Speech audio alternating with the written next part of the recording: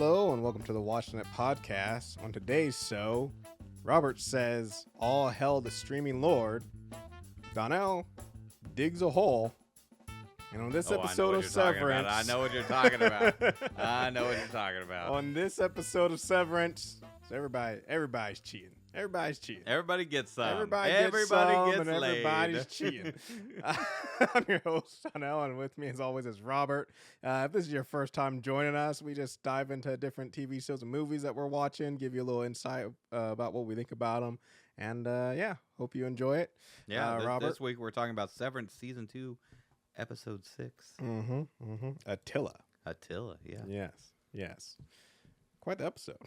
It was quite the episode. Not as riveting as I expected Not it as to be. riveting, but some interesting developments. Yeah. Some very interesting developments. I mean, we got 4 more episodes. Yes. So they're kind of, they're easing us in. Yeah.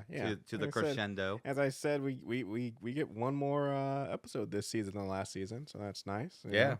We will see what they do with that extra I want to know episode. how many more seasons are confirmed. That's what I want to know. Yeah. I mean, it sounds strange, but I feel like 3 is a good spot. Okay. I feel like I could see that. Yeah, because we're kind of like in the middle. We're in and the here's second thing. act. Not, for sure. and I'm not saying this show is, these two shows are nearly as comparable, but the Severance is definitely a mystery show, and you're waiting for everything to be revealed. It reminds me, not in the same thing, but it reminds me of Lost. And the problem with Lost is there's only so long you can keep dragging out what's behind the curtain before either A, you get bored and don't want to know what's behind the curtain, or B, when you finally go, here's what's behind the curtain, everyone's like, well, we waited 7 years for that? So it's like, nah, with a mystery show like this, I feel like 2 to 3 seasons. And I feel like this second season is really opening a lot of doors where I'm like, now they can't wrap it up at the end of the season. That would be too haphazard. But they've said that they're going to answer a lot of questions in the season, but make a lot more questions. Yes. But so I feel like one more season, I think they'll hit that sweet spot. I'm feeling good about that. Yeah.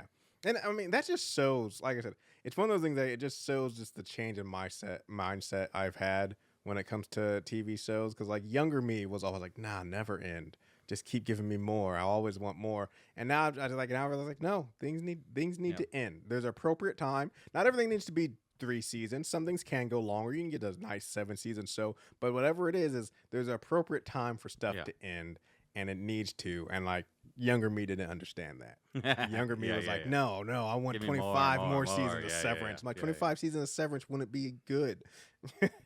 Anyways, let's dive into this episode. Yeah, this one is disjointed. The storyline, because especially with Mark. Mm-hmm. But we kind of got to follow it linearly as best we can. Yep. It can't be like there's separate storylines, because it all kind of merges and interweaves and stuff like that.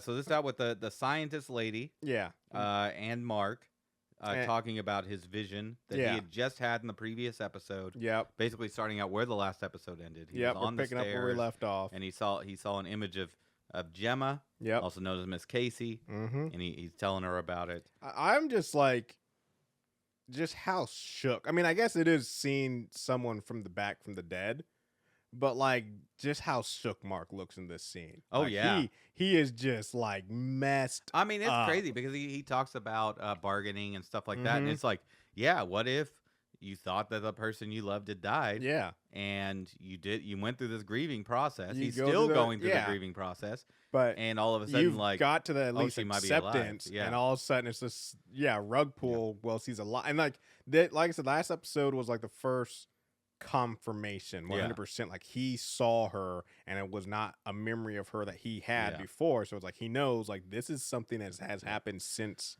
she passed. I thought it was interesting that the scientist lady, which we don't know the name of the character, so we just call her scientist lady, that she referred to Gemma as essential, which is she's essential. Yeah. Which I'm what does that mean? Because I mean, one of the things I think about this whole sever thing and how it works, I do think about the whole, you have these severed people who, like Mark and Dylan and Irving and all them, who come down, do their work, and then go about their lives. But if you want it the perfect thing is people who are supposedly dead or, missing, who knows what Lumen's doing? Like, they could be kidnapping people and severing them to have workers who never return to that thing. So, like, I mean, that's obviously what Miss Casey is. We don't see her walk around on the outside, and everyone thinks he's dead. And it's just one of the things. Like, it's one thing to be like Mark and them, but it's like they're doing some sinister There's a stuff. darker side. Yeah. I mean, we kind of get a taste of that a little bit in this episode, the darker side. Yeah. I mean, we already saw the darker side a little bit. Yeah, but even darker side. It picks up in the next scene with the team, Dylan and Helen. Helly and Mark in the break room. Yeah. Break room? No. It's like lunchroom. The lunchroom, because the break room is a very specific thing. Yeah, the break room is a specific thing. Talking about the hall. Yeah. And Dylan's relaying that he found Irving's drawing and instructions on how to get there. Helly wants to go after it. Yep. And Dylan's like, no, I don't want to. I don't want to give up some things. And he won't won't reveal what it is. Yeah. I mean, later, we all know what it is. Mark goes into the refrigerator, which shocked me because I was like, there's a refrigerator. Yeah. But also, the other thing is, Helly's the only one, because Mark also was like, maybe. He wasn't fully on board, which is, I mean, it's, this episode was weird with me for Mark, any Mark, I'll say. Oh, yeah. Because. And outing Mark. But especially after the end of last episode, his reactions toward Helly confuse me. Because it's just weird how quickly he went. Last episode, it was very clear he was distrustful of her. Yeah. And couldn't be sure that she wasn't Helena. And then this episode kicks in, and he's suddenly, like, confiding in her and all that sort of stuff. And it just was a weird turn for me, because I'm just like, where did this come from? I mean, we don't know the timeline again. We don't know the timeline. We don't know how much time has passed for any Mark. Well, and it could have been quite some time, but also time for them is like expedited. Yeah. And I think he's realizing that, like, oh, this is Helly. This isn't Helena. Maybe. Plus, there's just no one else other than Dylan really to confide in. So, yeah. Yeah. Anyways, so he goes into the fridge, and this is the first time. And I was thinking about this, how much more stressful this is for any Mark than outing Mark. Because he doesn't know what's going on. Yeah, he has no idea what's going on. But this is the first time he has a memory from outing Mark and being in the kitchen. And I would say second time. Because he had one briefly when he was in the tent. Oh, yeah. With Helena, where he saw Miss Casey. Yeah, he saw, Or Gemma. Yeah. We get a brief scene with Milchek and Miss Wong. Yeah. And they're kind of they're talking about his review and all that stuff. And we find out that Miss Wong is part of a fellowship. Yes. Well, no, the fellowship is what they're doing on the floor. Because he said this fellowship, referring to what they're doing. But he's like, but you will not graduate from this into what? No, I thought of it as more like a college fellowship. Like she's in a fellowship, and that's part of it's kind of like an internship almost. Maybe. And like if she finishes her fellowship, that's when she moves into Wintertide. Yes. Which is the Wintertide. What is Wintertide? Yeah. Very, very interesting. We get a little bit of more of, but not much of something's going on with Miss Wong. And then also we don't get much more of Milchek in this episode. We do get to see him working on. I think we get a lot more. But Milchek, altogether, his screen time is like 5 minutes. But it's powerful. Yeah, let's talk about it. So that's what I was saying. That's what I was going to say. Since we don't get much more, let's just get through Milchek. He goes into the supply room. Yep. And he's looking through his review. Yeah. And the first thing is like he puts on paper clips wrong. Yeah. So he just spends like some god awful amount of time. I mean, he had 2 stacks of paper. Yeah. That were, at least like 2,000 pages each. And he's like focused on it. Yeah. Too. His hands are shaking as he's just putting paper clips on each one. Every single piece of paper, every single paper clip, backwards. Yep. The wrong way. Still the wrong way. Per the Paperclip Foundation. Yep. Did it wrong. Maybe Lumen does it backwards. Maybe Lumen. Maybe that's part of the way. control. Yeah. But the little side goes front, not the big side. Mm-hmm. And we looked it up, people. Yeah. Only here on the Watchin It podcast. This is where you get paper clip riveting knowledge of the correct way. do a paperclip. And then he goes to a mirror, and he because his other thing was that he uses too many big words, and he just goes through the phrase. What was now? I can't remember what it was exactly. You eradicate from yourself childish folly. No, it's eradicate from your essence. Oh, sorry. You're right. Eradicate from your essence childish folly. Yes. Which are a lot of big words. A lot of fancy words. He starts scaling it down one word at a time. She's like eradicate. I think eradicate from yourself childish folly, and then remove from yourself childish folly, and eventually he just condenses it down to grow up. And then just grow. Yeah. And he's really talking to himself. What an amazing actor. I mean, he's killing it in this scene. Like, it's a brief scene, unimportant to the overall scope of the episode. Yeah. But so powerful. And we get to see, I was going to say, from his scene with Miss Wong and this thing, you just see how, like, this review has changed something to Mr. Milchick. Like he takes it very seriously. Yes, it has affected him. Where I'm interested to see the Mr. Milchick who steps back onto the severed floor next time we with Mark and them.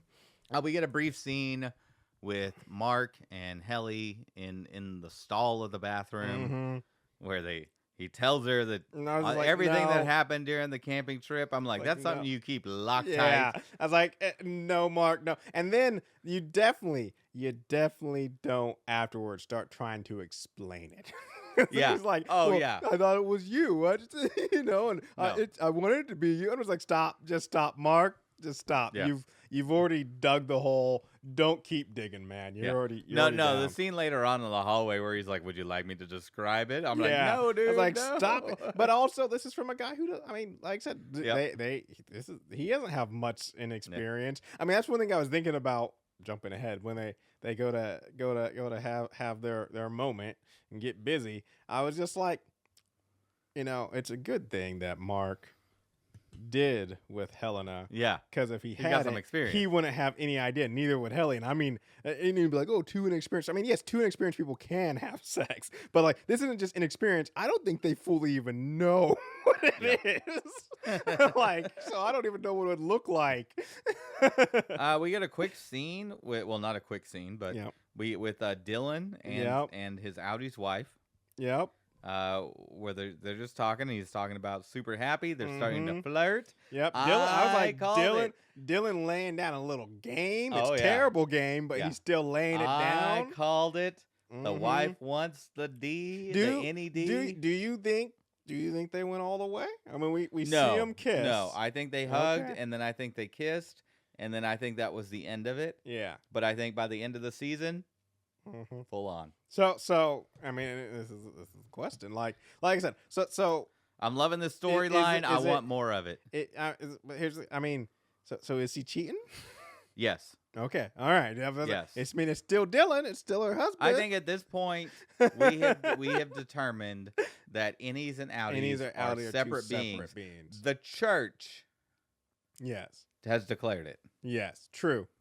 Which we'll get to. So here's the thing that I find interesting, just thinking about it, is so Mark is going through the process of merging innie and outie Mark, and looking at it, I'm like, I feel like he's the only. Well, no, I feel like Irving could also, because I feel like innie Irving and outie Irving, especially at the end, were in sync a lot more. But I'm like, I don't think Dylan could merge. I mean, I think he could, but it's like they clash a lot, because I feel like they both would be jealous of the other, both innie and outie Dylan. And then I was thinking about Helly and Helena. I feel like innie Dylan would be very disappointed by outie Dylan. Yeah, and then also I think he's very jealous of outie Dylan, because he brings up like, I wish I could always be with you and stuff. Like, he wants what outie Dylan has, and like I said, and knowing what outie Dylan is.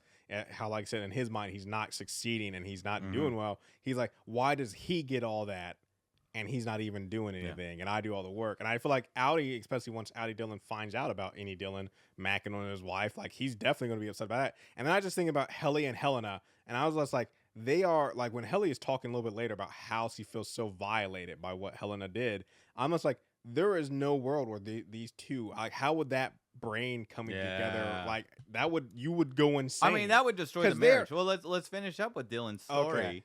Because we don't get much of Dylan, unfortunately. He's one of the best characters in the show. Oh, 100%. There is a scene where he's at home talking with his wife. Yep. And she lies about seeing any Dylan. Yes. She says that the confrontation didn't happen. He was busy. It was canceled and he couldn't make it. Yeah. And yeah. I mean, like, clearly if they reintegrated together, he would know exactly that she lied. Yeah. Exactly. Yeah. And I mean, that's that's the like I said, weird I feel marriage like thing. Yeah. With Helly and Helena, like if they somehow reintegrate it, it would cause you to just go insane because like they are so counter to each other. Yeah. And so opposite that forcing them are both. they though? I'm kind of on the fence about that one. I don't know how to describe it. I mean, I think both Helly and Helena have shown that they have complete disdain for each other. I mean, like I said, just this episode, like I said, we've heard Helly refer to innies and talk about them as subhuman. Yeah, true, and then we've seen or Helena, and we've seen Helly, like I said in this episode, he talks about how she just feels so violated and stuff. Like she's using my body and stuff, like the way she talks about it. So it's like they both have complete disdain for each other. So to then be forcing both of those minds into the same space, I just feel like, that clash would just cause you to go insane. It'd be a lot. Yeah, but I feel like I feel like any Mark and Outie Mark are nothing sync, and same with Irving. I think if Irving was integrated, honestly, Irving would be great. I feel like he'd be like, "Oh, this is perfect." I feel like both Irvings would get along just fine. Yeah. So Helly goes on a walk. She spends some time sulking in the hallway. Don't know why she took off her shoes, but that's just I mean, I don't know, personal thing. Just got to do it. Sometimes you got to touch grass or touch linoleum. I don't take or off whatever. My shoes except at home or in a house somewhere. Maybe you should, Donnell. No, just sometime in an unexpected place, on the sidewalk, in the office. Just take off your shoes. No. Let your feet, your bare feet or your socked feet, just feel a different surface. Nah, you just don't understand what your feet are so sensitive and they can experience so much and deliver that unto you. No. I could be a great cult leader. I mean, yeah, sure. But Helena, she decides that she's gonna go find Mark. Mark decides she's gonna go find her. They meet in the hallway, and Helly, she wants the D. She wanted it. She was like, it's not fair that she got to do it and I didn't. Which is another weird, like I said, both of them, their reactions towards each other are confusing to me. I mean, I guess like you said, it's because also they're what is I won't say adolescent mind, but they're like I said, they're not like fully grown adults in a sense. Like they've only because I'm just like I just feel like Helly would be a lot more betrayed by Mark because I guess like. Yes, he's upset with Helena, but it's like the fact that like that one of the things last episode when they were talking is that she brought up like how could you not tell it wasn't me? Yeah. And so I just feel like just that fact, just being like how accepting she was like, okay, well that's you wanted this and all this stuff. I just feel like both Helly and Mark, their reaction toward each other this episode was a little weird for me. Because I just feel like both of them should have been more it's a weird. I don't want to get too graphic with hurt. like sex stuff, but like it would be awkward, I would imagine, for Helly. Yeah, because he would be, because this is not his first time with this body. Exactly. That's the one thing I was thinking. It's like he's explored it. Yeah, and now he's having sex with the innie body. Yeah, he would be much more comfortable. Mm-hmm. I would. If I was Helly, you gotta have in the back of mind is he thinking of her the whole time in a sense? There's a lot of very awkward it's a weird stuff. Yeah. It's just and then they have like the after where they're walking down the hall and it's clear that they had their tent sex. Yeah. And for all innies, you don't need a tent to have sex. This is my gross question. Okay. I with the gross connotations. PG-13 question. All right. I'm like, as soon as she gets into that elevator and goes up, Helena is going to know. Yeah. Like, she's going to feel that. Like, I mean, there's stretching. Yeah. There's sensations. Yeah. Like, you just know within a certain amount of time. Yeah. I've never been a woman, obviously. But And this isn't like the last time. At least 12 hours. Yeah. I don't know. Like last time, you know that someone had sex everything. with you. Like yeah. Where with the Helena to Helly transition, plus he was being drowned. That's other reason why you might not pay attention. But yeah, I was about to say why Helly didn't. It's like I said, there was a lot more time in between. I mean, I think that brings new context to the scene later on where Helena just randomly shows up at the Chinese restaurant. Let's talk about it now. Okay. Where Helena just randomly shows up at the Chinese restaurant where Mark is eating. Mark is eating a lot more. Because I question, and I'd have to go back and rewatch season 1, but is this the first time we've ever seen this character eat in the entire series? He's drinking a lot of water. He's drinking a lot. He's been to a lot of restaurants, but he only drinks water. I'm trying to think. I think this is the first time he's ever eaten anything. It's a possibility. But so yeah, Mark is there. He's eating because I guess he's eating for 2 now in a sense. Like one of the things the doctor even says is like, yeah, that's part of the reintegration is you're going to be hungry all the time, and so he's eating a lot. And Helena just shows up. So here's one of the things. So she shows up and basically introduces herself into Mark. I was trying to figure out, and I don't think this is the sole reason, but I was trying to figure out like why is she doing this? Because she wants him. Yeah, that's what I was saying. Because she wants to have the throuple. Well, she wants the throuple. Well, that thing is, because they have this moment of staring at each other, both at the beginning and at the end, and I feel like it's because she wants she doesn't know Audi Mark. And Audi Mark definitely, like I said, Audi Mark is definitely a lot more dour than Innie Mark. Innie Mark is happy. Emo. And so I gotta say, like, this is the only negative that I've seen in the show before so far is in this particular scene they made Audi Mark a little too emo with the hair and everything, like over the top emo. Yeah. But anyway, still, and so she has this kind of like while she's talking to him. Just on her face, like she wants it to be Innie Mark. Like, even though I do think that she still sees the innies as not real people, Innie Mark is the one that like, and she hints at this when she's talking about like you'd be the first boy I brought home to dad because they start joking and flirting strangely enough, and I think that's a true thing. It's like I don't think she's really had relationships, had connections with other people, especially guys. Rich girl problems. Yeah, rich girl problem. Probably her dad. I mean, I imagine Kier in whatever cult he's running. Like he also not just witch girl, but also like you're the daughter of not Kier, but of Egan and stuff. There's no way like you're of this cult like and stuff. So my thing is like, yes, he probably hasn't had, and so like that was probably a first for her. Maybe not the first time he had sex, but still a first like genuine to some extent connection because I mean it was Helly's connection, but still.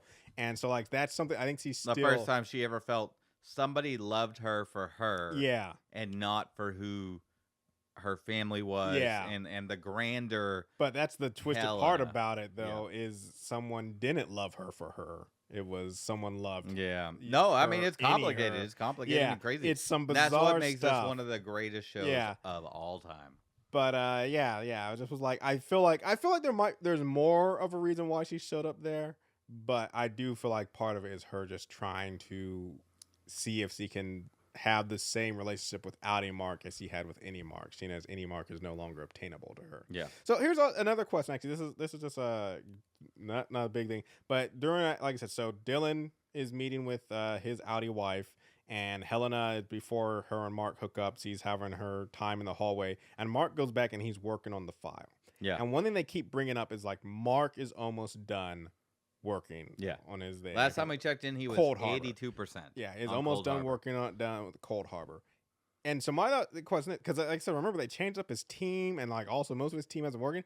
Is it just Mark specifically that has to finish Cold Harbor? Mark, like they don't care what Dylan's doing. That's why Dylan I don't think they care. And I don't know what this Cold Harbor file is, but it's specific. But it to seems to Mark. be like really important, and Mark is working it. And Mark is the only one working it. Yeah, I'm assuming they're coded for the individual. Yeah. And I'm wondering. Yeah. Anyways, it'll be interesting to find out if they have to with all the hinting that they've done, they have to explain what the files are, and specifically what Cold Harbor is, and why it's important that Mark does it. Yeah. All right, let's talk about our other major storyline. Yep. That's going on to this is Irving. Yes. going to the dinner party with Burt. With Burt. I don't know if we call it a dinner and party. Fields. It's just a dinner. Fair enough. Fair enough. Yeah.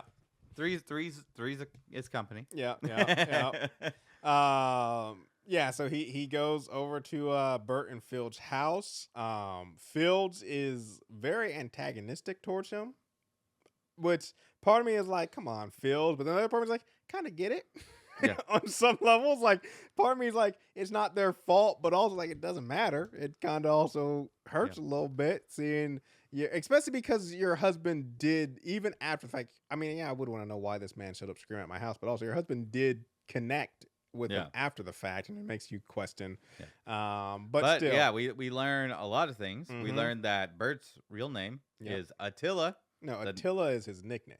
They even explained it a little bit later. Yeah. The name of the episode is Attila, And Fields, Cecil Fields, is played by John Nobles. I know. From Fringe. He was not played by John Noble in season 1. No, but if you go back and look at it, it's discount John Noble for sure. Yes, the guy from season 1 looks like him, just a little bit taller, a little bit wider, and I was just like, I feel like that's John Noble's brother. They like reached out to him and was like, hey, we want you to play this character. And he's like, you're gonna be heavily in season 2.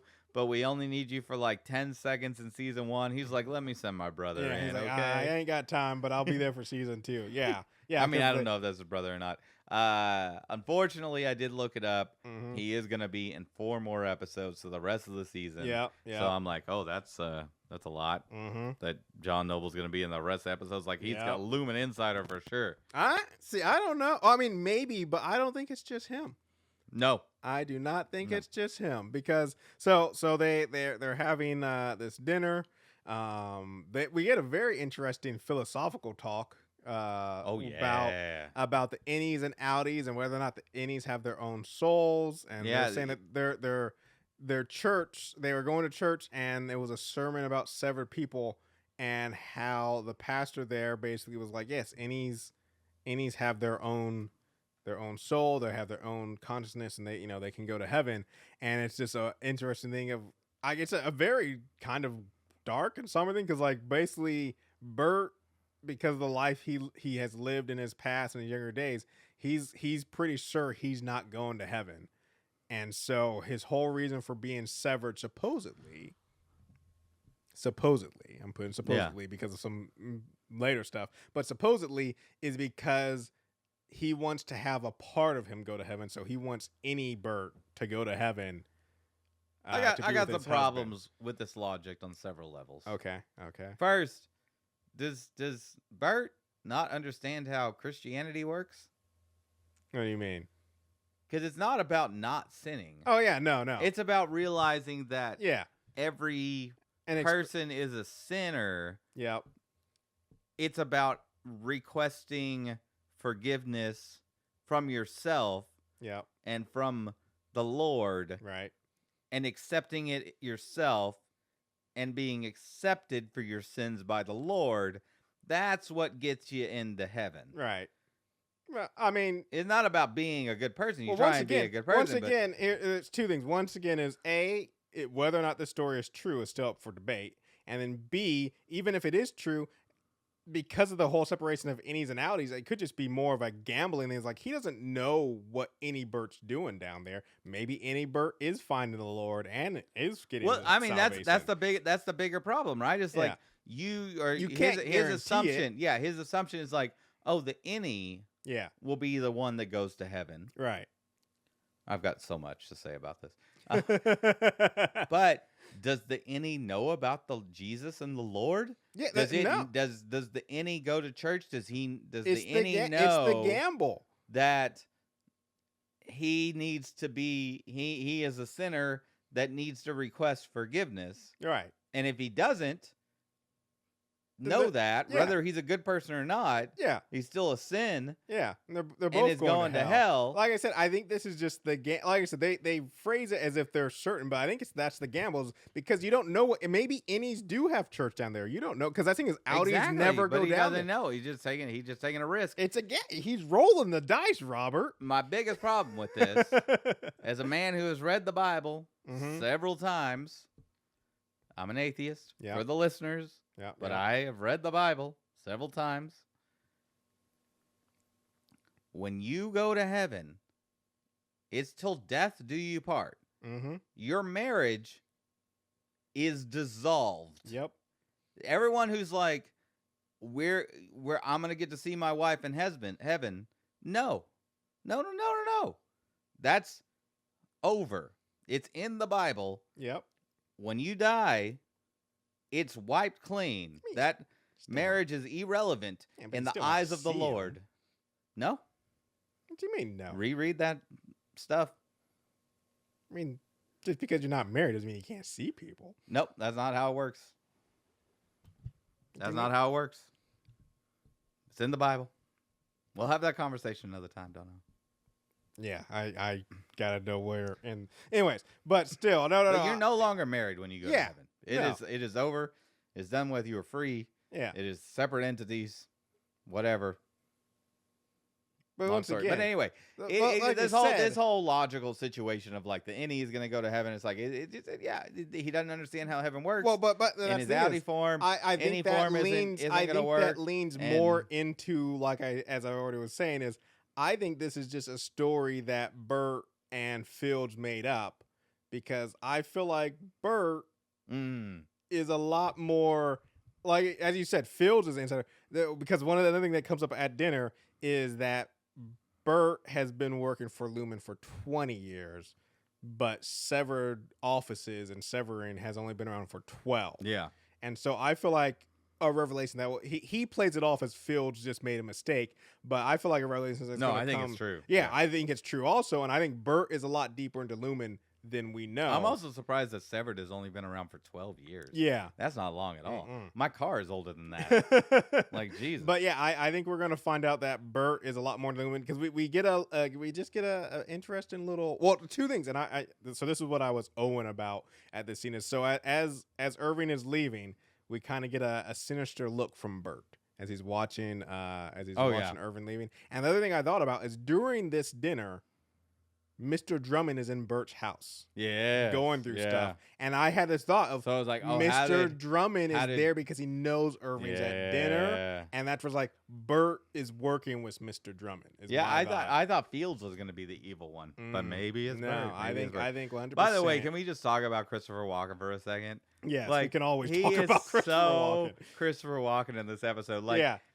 He walks and has mannerisms like Christopher Walken talks. Yeah. He is the embodiment of Christopher Walken on every level. It's one of the things like Christopher Walken is somebody who I will say is fully 100%. Like, I feel like everybody puts on, like, you no matter what, when you're around people, you put on airs, you're not 100%. But Christopher Walken is like 100% through and through Christopher Walken at all times. Whereas it's like, no, there's no fake Christopher. Like, he's just that guy. And so when he's acting, you can't get away from it because he is just Christopher Walken at all times. And it's just like, yeah. But it's so, like I said, anybody else would be like, man, someone who can't stop himself from bleeding into every role he is, you'd be like, man, that's a bad actor. But not Christopher Walken. Like, it just elevates it. It just always elevates whatever role he's in. You're just like an accent. This is better because it's Christopher Walken eyes. Perfection. Yeah. But yeah, they do get the end of the dinner, and Burt sees him out. Yeah. And there's a scene where they're kind of flirting with each other a little bit. Burt's like, "Oh, you should come over again," but maybe just us, and whatnot. And then as soon as Irving walks away, he gets evil face. Yeah. And my thought though is I think that both of them might be playing each other. Oh yeah, because I think I can see Fields being into it. Oh no, not Fields. Irving. Because I think Irving, especially with his list of people, I think Irving knows that Burt might know more. And I think because I'm not saying that Irving can't truly have feelings for Burt or whatever, like any Irving did. But part of me wonder is the reason he's going along with Burt's stuff is he's trying to get more information out of them also. Like I kind of feel like, because like I said, Audi Irving has been up to, like, the fact that Drummond is in his house and going through his files, like there's a lot more going on with Audi Irving. I thought we might get this episode find out that Audi Irving has been working with the doctor chick or something. Yeah. But there's some, he knows a lot more about Lumen than he should. Yeah. What do you think the chances are that we're going to find out that Irving has been reintegrated for some time? That's my loose theory. I just feel like the one is at the end of the first season when the out protocol. Oh, you're fair enough. Then even like just I brought this up before, and that's your argument. Yeah. It's such a good argument. Yeah, I like the theory. I just feel like there's enough evidence to prove that he hasn't been. It's not true, but we wish it was. I feel like we might find out that Irving has found some way to share some of his outie self, because like I said, especially at the end, sleep deprivation. Because I'm about to say, especially at the end, Annie Irving was very in sync with Outie Irving. Like, just like his sort of stuff he was going through and his doubts of Lumen and how he was finding the hallway and stuff. It seemed very much like somehow Annie Irving knew what Outie Irving wanted him to do. And so I think we might find out that maybe Irving has figured out a way to pass on his memories or pass things. I don't know. I want to know who he's on the phone with when he kills out to that phone booth. Yeah. Who is he on the phone with when he goes to that phone booth? Who's his accomplice? Yeah. It's gonna be the scientist lady. That's what I feel like they'll eventually reveal to us. But anyways, wrap up the episode. Mark goes home after meeting Helena. Yeah. And decides that he wants to speed up the integration. And there was a scene prior that we didn't talk about where she wants him to move forward and progress aggressively with the reintegration, and he's kind of like, no. Well, there's a possibility of hemorrhaging. Yeah, she wants to drill into his skull. Yeah, and he's kind of like, there's already a hole. Well, in the same expand hole. the hole. Reopen the hole. Yeah. But after his meeting with Helena, he's like, he realizes, oh, that was her. Yeah. We got to do this. Now. Yeah, goes back to his basement. And they do a little brain surgery. A little brain surgery in the basement. Yep. As I said, you got to really trust this lady, man, to allow this to happen. I mean, you got to trust look, if I sign up for a job and I walk in and they're like, you're hired. Now let's get you in the chair. Yeah. And let's pull out the drill. But they did. They showed us in the previous season that one of those things, and it was like, while it was still at Lumen, it was handled by what looked like professional doctors, gloved up in a sterile room, not my basement with who knows what lying around with some strangely that I've only really known for maybe 2 weeks. Yeah. Okay, so like, what's the dollar amount? And we watched her kill a man. What's the dollar amount? What's the signing bonus you would require for brain surgery? Or for brain surgery? Well, sir, let's assume that you've accepted that you want to do the severed thing. Okay. Right? Right. For whatever reason maybe you've had a traumatic event. Yeah. Which it seems like everybody who becomes severed has. Or you just don't want to, work. Or you want to go to heaven. Or whatever the thing is. You've decided you're going to become severed. Right. And then they tell you, okay, we're going to have to open your skull and plant something in the center of your brain. What's the dollar amount? I mean, so if it's just as severed people are portrayed in the show before the switch happens in the first season, where they get the overtime protocol. I mean, because it's like let me rephrase it. Let me rephrase it. What job? How much would you have to make from a job for them to do brief brain surgery on you at the office? I mean, I feel like if I give myself like $250,000 salary. Really? No signing bonus? Just $250,000 salary? Oh, okay. I mean, you'll be able to sign. I'm gonna need $5 million up front. $5 million up front. If they're gonna cut into my skull. I mean, the thing is, brain surgery is I'm not saying it's a common thing, but it's not like it's not done and stuff. And so if Lumen is a medical company and they have hired doctors and maybe in the office, but if it's like a medical room where it's not, like I said, it's not just happening at the manager's desk. I go in a room, I see a guy scrub up, it's all above board, like medically done. Like, it's not the same as, like I said, just being like, hey, Jim's going to cut into your brain now. And that's something, it can't just be like my manager doing it. It got to be like a doctor. Though, now that I think about it, in that episode, it was Mr. Milchick who did the surgery. No, he didn't do the surgery. He was just there. Oh, he was just in the room. Okay. But he was in like smocks with like a mask on and stuff. I don't know if I want him in the room. That just seems a little too. No, that's weird. Yeah, that's weird. I want the whole. Yeah, I don't know. Imagine me, Donnell, as your manager once upon a time ago. Yeah. Never. I would never. There is no signing bonus in the world back in those days.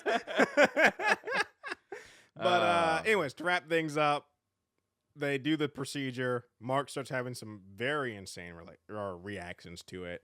And then his sister shows up, knocking on the door. And I'm just like, dude, it's middle of the night. Just pretend you're asleep. Yeah. Just I'm not going up there. Just pretend. He's like, my car is here. She'll know. And I'm like, that doesn't mean anything. Unless he has a key, I'm not worried about it. That's the way I think about it. I'll be honest with you, like 65% of the time, my car's in the driveway, but I'm not answering the door. Yeah. I can agree with that too. One other thought I had watching this episode is, so Mr. Drummond goes to Irving's house, pulls out a ring of keys, and just lets himself in. Oh yeah. And the thing I started thinking about, because Irvin stays in Lumen. Yeah, I know, but that's what I'm thinking. So the thing I started thinking about, because so does Mark. I mean, he has a townhouse, but still. And so I was like, the scientist lady, she is not safe. No. If at any time Mr. Drummond decides, hey, let's go poke around Mark's house, he's just gonna let himself in. I mean, there was what's her face, who I haven't seen in a couple episodes. Yeah. She let herself into Mark's house. Yeah. True. Yes, he had keys. Yeah. So I'm just like, C's like, yeah, I gotta stay here. It's like, no, you don't. You need to stay somewhere else. Like the fact that C's willing to stay in Lumen housing, like, why doesn't she have a hotel somewhere? That's not. Well, it wasn't so much that she can't be there; it's that she can't keep coming and going. That's what was drawing. They might notice. By the way, we've never seen anyone else that lives in Mark's neighborhood. Yeah, just Mark and Mrs. Selvig. That's another weird question. Shouldn't I have Mark suspected that Mrs. Selvig worked for Lumen? Like nobody. Yeah, Lumen that's neighborhood. a good question. Yeah. Why else would she be living there? Yeah. Anyways, so much. Crazy episode. Yep. Good lot times. Of revelations. Four more. Yeah. So far, so good with this season, man. Hey, if you like this podcast, you should check out our website, watchinitpod.com. We got changes over there. Yeah. We've revamped it a little bit. We got more streamlined links. We got some visualization changes. We're about to have some blog posts coming on with some ratings of various shows and things. We have big changes for the Robert's Watchin' It Anime podcast. Corner. Yeah. We're going to begin talking some anime over there. I'll be bringing you different news as we go about our normal podcast work. So lots of excitement going on over there. Yeah. Also there you can find links to our social media. Blue Sky, Instagram. Yeah. Yes. And you can also email us, watchinitpodcast@gmail.com. We'd love to hear from you. Yes. But as you noticed, Blue Sky, Instagram, Twitter is gone, folks. Twitter is gone. We have moved away from that platform. Good riddance. I'm glad to be on it. Never wanted to be there to begin with, and I'm glad they gave us such a clear reason to leave. So yes, we're no longer on Twitter. Hopefully you've already migrated over to Blue Sky. We got everything running over there, or you're just on Instagram. We are going to be doing Daredevil Born Again. Oh yeah. That is our next show coming up. Looking forward to that. Really looking forward to the Punisher showing up in there. Oh yeah, Andor's around the corner. And in a week or two, we're going to be releasing our pre-Oscar special. Yep. End of this week, actually, I believe. A lot of crazy, interesting, and good movies. Yeah. A lot of stuff all over the place. I was very surprised. Honestly, I think this year was probably the Oscars that was the least painful for me. Like, I'd say, I mean, since there's only 10 of them, I'd say 80% solid. Quick question for you, Donnell. Yes. If Zone of Interest, our pick for last year, would it win this year? 100%. Absolutely. 100%. There's not a chance that anything else. No offense to the movies this year, but Zone of Interest. I mean, Zone of Interest should have won last year. Yeah, it should have won last year. I mean, it didn't win Best Foreign Film. It did, but it should have won just hands down because I mean that movie sticks with. It's so good. Yeah, I will probably never watch it again. Absolutely not. I tried once and I was like, nope, nope. But I will also never forget it. That's right. It is something else. That's right. Yeah. But anyway, that doesn't. I don't want to diminish that there weren't some really good movies there were some really this good year, movies and that year. like overall, like the level was raised. Yes. There was no terrible movie. No. There was no Mank. No. This past year. Always with the Mank. Can we just never speak of it again? Nope, we always got to talk about it. That's how bad it was. We'll never not talk about it. That's how good Zone of Interest was. We'll never not talk about it. Exactly. Anyways, folks, I just want to mention that Donnell did not watch Amadeus yet. Just gonna drop that in there. Just drop it. I broke my rule that I wasn't gonna do another Oscar special with him. Yeah. Until he watched Amadeus. Yeah. Yeah. Anyways, folks, we're going to take a quick break, and we'll be right back after this. And we're back. And Robert, who is the streaming lord? Before we get to that. Okay. Well, season 11, Donnell. All right. I'm through the slog. You have through the slog. I'm out of the coma. You have made it to the other side. Yeah. It was a stretch. Yeah. It was a stretch. It really slowed me down. It does. I had to work my way through it very hard. Yeah. I did not like when they were like, so I'm talking about Archer. I did not like when they were in like the Depression era. No. I did not mind so much when they're on the island. Yeah, the island one is. What did they do? One of the things I do like about the island one is it's one of the few times, and I wish these two would do more because I think they're two of the best voice actors. But it's one of the few times that we have H. John Benjamin and what's his name, Patrick Warburger in the same show. Because they both just have such distinct voice, and I just love them both. Everybody's got a really good voice. Yeah, and so having both of them on one show is nice. I think they need to try to get together more often. Let's see, what did they do after the island? Did it go straight to space? No, there was something in between that. That was real bad. Whatever was between that and space was real bad. Yeah. And space was real bad. Yeah. But now we're at it. We're out of that. I did like at the end of the space where he starts to merge personalities and wake up. That was pretty good. But yeah, now he's awake. Yeah. He's back. I do love that during the 3 years he was in the coma, everything got perfect. They started making tons of money.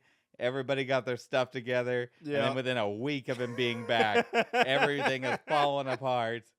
Yes. Cheryl is back to being ridiculous, murderous. Pam is back to being Pam, the best character ever. Yes. And the one thing I don't understand so far, now that I'm like deep into season 11, what happened to their kid?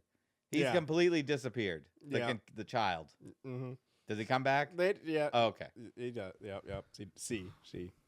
Daughter. Yeah. Oh, I thought it was a boy. I don't remember. Yep. So long ago. Yeah. No. You do still see the child again. But yeah. You have made it through the desert, Robert. It's clean running going forward. Fantastic. And they just straight selling to the end. Fantastic. And in my opinion, 4 more seasons I got. 3. I think it's 3. 3 more seasons. Yeah. Good times. In my opinion, they stick the landing too. So I watched 2 animes this week. All right. Yeah. Well, finished at least. Right. One that I've been working on for a little bit. I kind of just waiting for the dub to finish. So that's kind of the sucky thing about anime when it has a dub. Like if it's sub all the way through, and I know it's gonna be sub, I'll just watch it. Work my way through it. But if there's like a dub, I'm like, I'm just gonna hold off till the next dub comes out or all the dubs come out, and then I can finish it. Demon Lord 2099. Okay. Yep. You showed me this one. Yeah. It is. I enjoyed it quite a bit. The ending is kind of meh, but sometimes that's just how it goes. Yeah. It's a nice, simple 12-episode one. I don't know if it goes past this, but I feel like it ends very succinctly, and you could just leave it there. If there's never another season, I'm perfectly fine with it. If there's more content, fine. I don't know if I'll ever go read the manga or whatever. It is a half reverse isekai. So an isekai is when you're there. Half of that though. Oh, I'll explain. So an isekai is when they're on Earth. Something happens to them. Either they get teleported or died or something. They go to another world. Right. And they do a thing. That's an isekai. Reverse isekai is when they're in another world, mythical beast or something, and they go to Earth. Right. Right? Half isekai for this is he's a demon lord several hundred years in the past. Yep. He gets, quote, killed by the hero. And then several hundred years later, one of his acolytes, so that like the demon lord and a whole bunch of other like beings in this world are immortal. Mm-hmm. There's a whole thing where like they find a way to kill immortals and like destroy most of them and stuff like that. But one of his acolytes survives this purging and brings him back to life in 2099 in the future. Yep. The planet they are on has crashed into Earth. Yes. And created a hybrid society. So it's like he hasn't left his planet. Yeah, it's just that his planet has merged with Earth. And now there's kind of like a merged society. Right. Of sorts. He comes out. He's used to kind of like medieval times. Mm-hmm. Now it's like future times with like deep dive helmets and all sorts of stuff. And everybody can do magic because they've found a way to like magic is like implant. Yeah, magic is normally really difficult to do, but they've created implants that like handle a lot of the like more sophisticated programming of spells and whatnot. But he is weakened because he no longer has like followers, like worshipers. Yes. And so he decides to become an online streamer. And he's playing video games and all that stuff. And because he gets like millions of followers as being a streamer, he gains power from that. Right. He gets their energy. Right. And goes on to conquer the world. Okay. In a fashion. Okay. And it's just really well done. Nice. And a very interesting story with interesting characters and a merger of medieval and future and goddesses and immortals and technology, elves and orcs and everything. And it's just a really interesting take on the whole isekai fantasy versus technology world.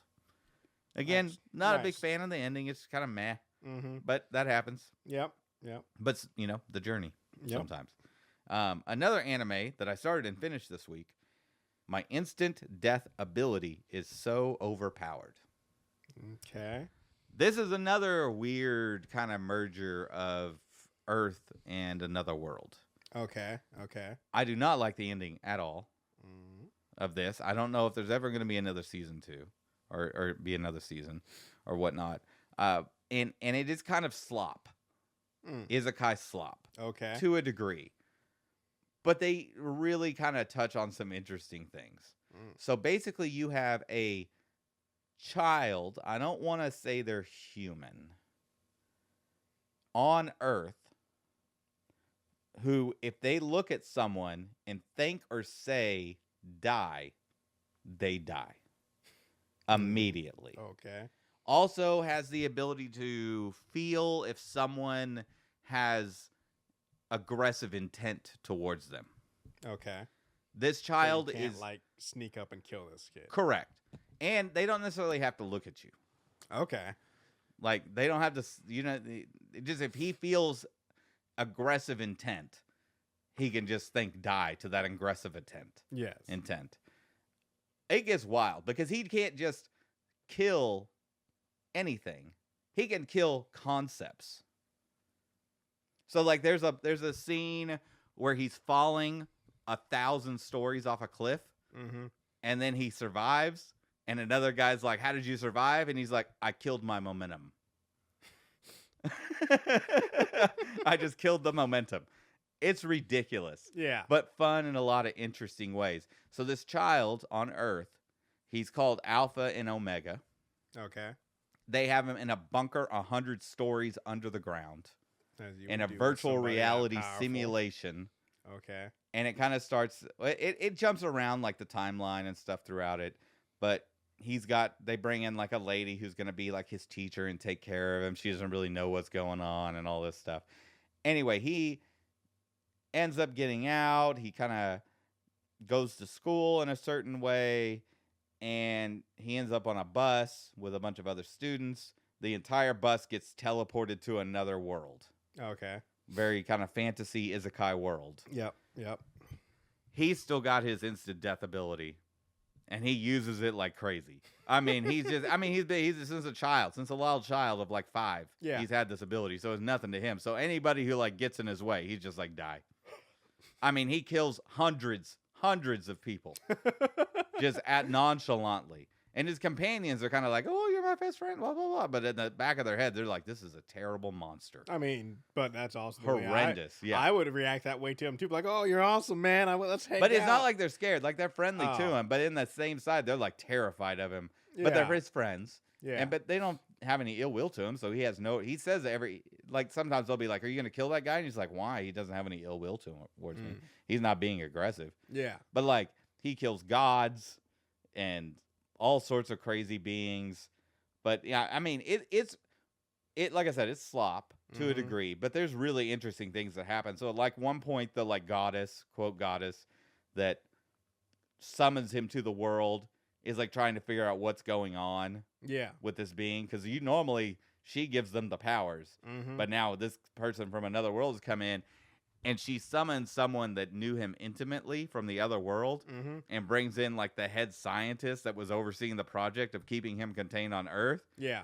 And he's just like immediately like, oh my God, did you bring him here? And she's like, yeah. And he's like, oh, thank God. Everybody in humanity thanks you from the bottom of our heart that you've taken this terror away from our planet. And it's just like, it's really interesting. Like, again, it's not the greatest thing in the world. It does not have the greatest ending, but it's just really...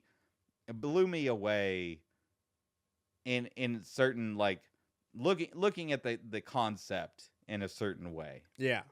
That's what I love about anime and the stretch that I've been on for almost over a year now. That like even if something is just isekai slop or anime slop, you're taking something that's like a certain framework, right? A very common framework. And then tweaking something. Yeah. And like really... Because you get so used to... Okay, it's an isekai world. There's going to be a guild. You're going to have levels. There's going to be a dungeon. There's going to be this or that.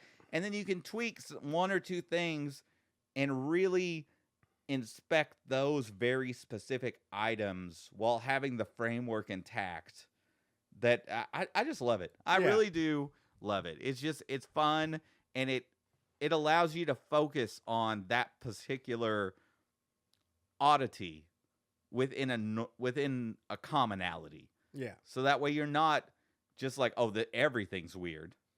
It's like, no, you just have to like focus on this one weird thing and inspect that and enjoy that and think about that while ignoring the rest of the world because you're used to the rest of the world and you know what to expect there. It's just, it's fantastic. Nice. Yeah. But I'm not saying it's great. It's just interesting. Nice. Tell us about the whole Donnell. Well, before that, so Donnell hasn't been watching much. He's talking about some video games played instead. I talked about this already, but I wrapped it up. Kingdom Come Deliverance 2. I finished the game. Yeah, I thought that was a longer game. I thought it was like a 60-hour game. Robert, you don't have a job. Sorry. I forgot. Robert, I'm unemployed. I forgot. I'm playing. I forgot that when I was unemployed in a month, I beat Starfield 3 times. Yeah, exactly. I would say it's about probably like 60 hours. Okay, so. Yeah, that's a good solid and game. There's a bunch of side quests that I'll probably go back in and poke around because it's always fun. But I will say this is one of those games where the sequel just as good as the original. Nice. Like very I've heard it's strong. really good. I think it probably is looked upon more than the original because it definitely has a lot more eyes on it and a lot more people paying attention to it this time around. Like so the first, because they were a small studio, an unknown studio when they released the first game. So the first game definitely I don't think got as much attention as this, but I'm glad it is. Wraps up the story very well. Where I don't think there will be a third one, which I'm fine with. Like I said, wrapped up the story well. It ends in a good spot. The only negative I have about this game is in the first game. You meet a character who is a priest, but he is basically he was the second son of a noble family. They sent him off to be a priest, he rebelled against that and went out and became a warrior, fought in a bunch of campaigns, but ultimately felt he needed to redeem himself, so he comes back to the priesthood. But he goes out boozing and has a mistress and all that stuff. Fun character. He's a really fun character in the first game. Enjoyed him. Glad he was there. He shows up in the second game. Still enjoy him. The only negative is, and like I said, there's plenty of games where this is okay, but especially in an RPG like this, and especially like a role-playing RPG, you play as this character named Henry. You have to, the other character, Godwin, you play as him at different points, and it's just slightly annoying because it's like, I'm not here. I like Godwin, and he's a great side character or a great like NPC companion, sure, but I don't want to be him. And there's it just breaks the immersion and breaks the gameplay flow where you'll be running around as Henry and all of a sudden like it stops and all of a sudden now you're playing Godwin. I'm just like, I don't want to be Godwin. He's cool, but that's not why I'm here. I didn't sign up. And so that's the only negative I'll give it is, and I mean, so most of the time it's not that long, but still it when it happens, it is jarring and you're just like, why? So that'd be my only critique is like, I wish they hadn't made Godwin a playable character. I was like, just leave that. Sounds to me character. like that Spider-Man game where all of a sudden you're what's her name? Mary Jane. Oh, that is the worst. Yeah, I'm sorry. It's like I came to play Spider-Man 5 million times because the difference and stealth around and run and fly around on spider webs, and now I'm just regular standard human. For a quick comparison, here's the thing that was annoying. Like, while Godwin is 5 million times, because like I said, he was a warrior. So that when there are a few times where you fight as Godwin, but he knows how to use a sword and stuff. Where Spider-Man's like I said, when I'm playing Kingdom Come, I want to live that medieval fantasy dynamic and fight and stuff. I don't want to be a blacksmith, which is what you start out as Henry, but you don't want to be that. And that's the same with Spider-Man. It's like, you become like, if I was playing Spider-Man and suddenly you made me play as Black Cat. While I might be annoyed, and he's like, well, she doesn't have power, but she has skills and stuff. So it's fun. But it's like, no, you don't make me play as another hero. You make me play as a chick with a camera. No offense to Mary Jane. I'm just saying it is. I don't want that. Or you know what? You could make a great reporting game. And if I saw that, I might sign up to play that game. But when I sign up to play Spider-Man, that is not. That's like if it's like you're Superman, and then all of a sudden they're like, oh, let's do a Lois Lane segment. Exactly. It's just no one wants that. I want my power fantasy. Or if I want a fantasy about being a reporter, then sure. But then I want that. But anyways, Kingdom Come Deliverance 2, just as good as the first. Loved every moment of it. A lot of fun. But then I just kept seeing this game pop up all over. All people playing it, and it's called the title of the game is A Game About Digging a Hole. I have watched 20 YouTube videos about this game. So here's the thing: I kept seeing all these YouTube videos about it, and I just kept ignoring it. Then finally, one of the people I regularly watch started playing it, and I was like, "Fine." So I clicked on his video. I started watching it about 15 minutes and I was like, I gotta go get this game. Because I gotta know, like, they were leading to something more. It's a really cheap game on. Oh yeah, it's like, I think it's $5. So I can't remember the studio that makes it, but they're working on another game, or they just had another game come out, and this was kind of like we're taking a break project that they did. Well, so here's the thing about this game it's a game about digging a hole, and it's the loose storyline is you buy somehow you buy a house that has treasure in the backyard. And so you just start digging down to find this treasure. And there is an overarching story, not a big one, a deep one, but that happens. But it's kind of one of the things is when you run into the story and then the game, like by the time you get to the end of the game and the story, you've fully adapted into this digging a hole mentality where like you don't want to find the treasure or get to the bottom. Like you were just like, no, I'd rather like they need to make it endless mode where can I just get in my backyard and just dig for as long as I want. And it's just so bizarre how you start playing at first like, what the hell am I doing?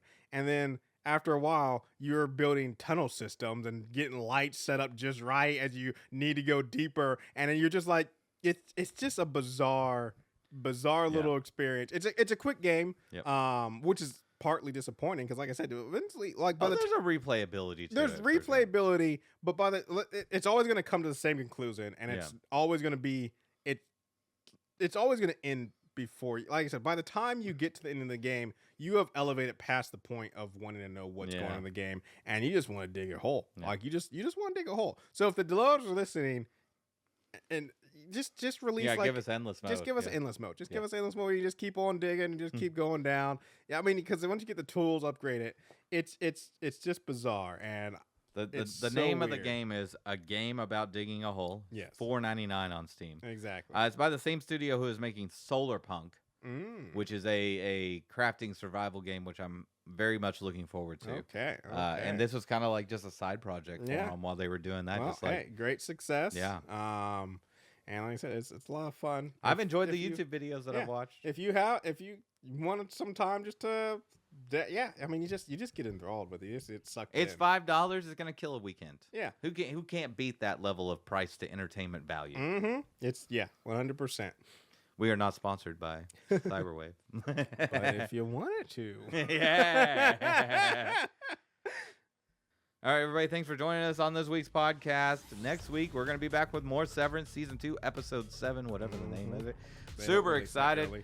This train keeps on rolling. I don't know. I'm talking about like Snowpiercer or something. Jeez. Snowpiercer's done, Robert. It's done. Thank God. Those last 2 seasons were a bit much. Yeah, anyway. yeah. You can find us on our website, watchinitpod.com. No, watchinitpod.com? Yeah, watchinitpod. You can also email us, watchinitpodcast? Am I getting it backwards? You got it right. You got Fantastic. it right. Watchinitpod.com.